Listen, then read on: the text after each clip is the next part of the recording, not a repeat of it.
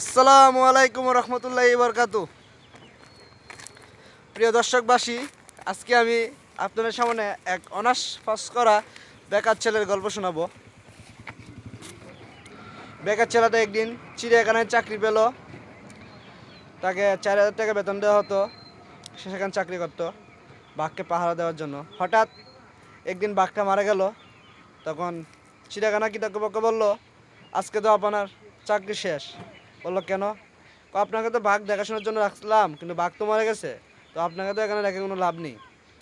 সেটা খুব কষ্ট হলো, চাকরিটা কি কোনোভাবেই রাখা যায় না? তখন কর্তৃপক্ষ বলল, রাখা যায়, একটা উপায় আছে। কি বলেন? তুমি যদি বাঘের পোশাক পরে বাঘ মানুষকে আনন্দ দিতে পারো, তাহলে তোমাকে আমি 8,000 টাকা বেতন দেবো প্রতি মাসে। ছেলে রাজি হলো। তো প্রতিদিন মানুষ আসতো, সে মানুষকে নানা অঙ্গি ভঙ্গি ধরে আনন্দ দিত। আনন্দ দিতে একদিন হঠাৎ করে অনেক মানুষ হয়ে গেল। তখন ছেলেটা আরও উৎসাহিত হয়ে আনন্দ দিতে লাগলো। তখন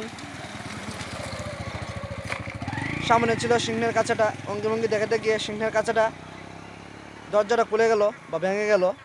তারপর ছেলেটা বলল, আজকে হয়তো আমার জীবনের শেষ দিন। তো যখন বাঘটা আস্তে আস্তে কাছে আসতে লাগলো, সিংহটা যখন আস্তে আস্তে কাছে আসতে লাগলো, বাঘটা তখন চিন্তা করলো, মানে ছেলেটা তখন চিন্তা করলো, হয়তো আজকে আমি মরে যাব। বয়সে কাঁপতে লাগলো। সিংহটা কিছুক্ষণ দাঁড়িয়ে থাকলো। দাঁড়িয়ে থাকার পর যখন আস্তে আস্তে কাছে আসতে লাগলো, তখন বাঘটা কালেমা পড়া শুরু করলো, মানে অনার্স পাস বেকার ছেলেটা কালেমা পড়া শুরু করলো। তখন সিংহটা আস্তে আস্তে বলল, ভাই, চিন্তার কোনো কারণ নাই, আমিও তোমার মতো অনার্স পাস বেকার ছেলে। তখন যেন তার দমটা নতুন রূপে ফিরে এলো। তো গল্পটা আপনাদের কাছে কীরকম লাগে বলবেন। আর এরকম কি কি গল্প লাগবে আপনাদের কাছে আমাকে কমেন্টে জানাবেন। অবশ্যই আপনাদের গল্প দেওয়ার জন্য আমি আছি। আর হয়তো আপনাদের কোনো কষ্ট হবে না। যদি মনটা ভালো থাকে তাহলে একটা লাইক এবং একটা সাবস্ক্রাইব করে দেবেন। ধন্যবাদ। আসসালামু আলাইকুম।